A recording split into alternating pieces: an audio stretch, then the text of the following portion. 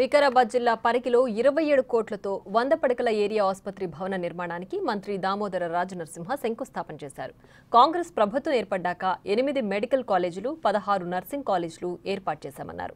400 medical సీట్లు సాధించామని మంత్రి తెలిపారు. ప్రతి నియోజకవర్గంలో ఒక నర్సింగ్ కాలేజ్ ఉండాలనేది సీఎం ఆలోచన అన్నారు.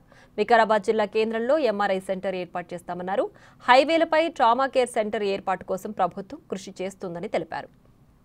మన చెవెళ్ళ పార్లమెంట్ ఈ యొక్క సభను విజయవంతం చేయడానికి విచ్చేసినటువంటి పరిగి నియోజకవర్గ ఆసుపత్రి పూర్తి చేసుకొని మెడికల్ కాలేజ్కు అంబులెన్స్ మీరు ఏ రకంగా అడగాలి అంటే మండలకు ఒకటి అనకూడదు. మండలకు ఒకటో అవసరం ఉండొచ్చు, రెండో అవసరం ఉండొచ్చు, ఒక మండలం పెద్దగా ఉండొచ్చు, ఒక మండలం చిన్నగా ఉండొచ్చు.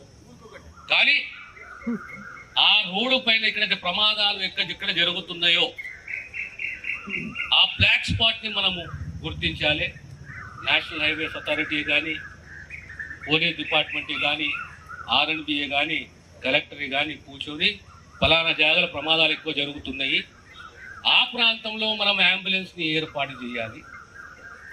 దానికి అనుగుణంగా ఒక ట్రామా సెంటర్ని కూడా ఏర్పాటు చేయాలనే నిర్ణయం ప్రభుత్వం తీసుకుంది.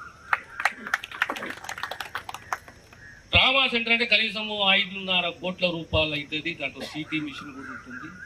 ఇవన్నిటితో కూడి ఒక యావత్ రాష్ట్రంలో మొదటి ఫేజ్లో ఒక 84 నుంచి 100 ట్రామా సెంటర్లను ఏర్పాటు చేయాలి.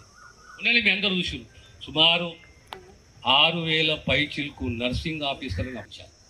మీకు ప్రైమరీ హెల్త్ సెంటరే కానీ, సబ్ సెంటరే కానీ, లేదా డయాలసిస్ బెడ్సే కానీ, డ్రగ్సే కానీ, ట్రామా సెంటరే కానీ, ఇంకా ఏ అంశం ఉన్నా ఒక హెల్త్ డిపార్ట్మెంట్ అంటే సేవా దృక్పథం ఉండాలి, ఒక కమిట్మెంట్ ఉండాలి, ఒక దశ ఉండాలి. సమాజాన్ని ఆరోగ్యపరంగా ఏ రకంగా నిర్మాణం చేయాలనే ఒక పట్టుదల ఉండాలి.